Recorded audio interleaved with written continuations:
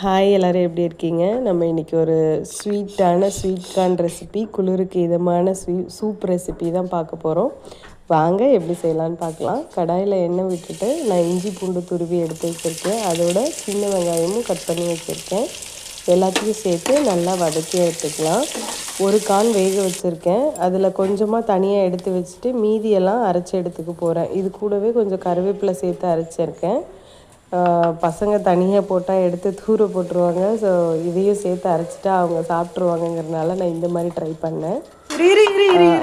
அதை எண்ணெயில் சேர்த்துட்டு நம்ம கார்ன் தனியாக எடுத்து வச்சோம் இல்லையா, அதையும் இது கூடவே சேர்த்துட்டு எல்லாத்தையும் நல்லா எண்ணெயில் ஒரு வதக்கினதுக்கப்புறமா நமக்கு சூப் எவ்வளோ தண்ணியாக வேணுமோ அந்த அளவுக்கு தண்ணி சேர்த்துக்கலாம்.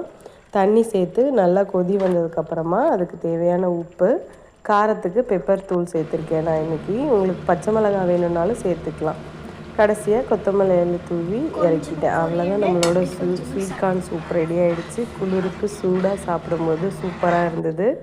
ஈவினிங் டைமில் பசங்களுக்கு கண்டிப்பாக நீங்களும் செஞ்சு கொடுத்து பாருங்கள். பிகாஸ் ஸ்வீட் கார்ன் சூப்பு இவ்வளோ ஈஸியாக செய்ய முடியுங்கிறத நான் இப்போ தான் கற்றுக்கிட்டேங்க.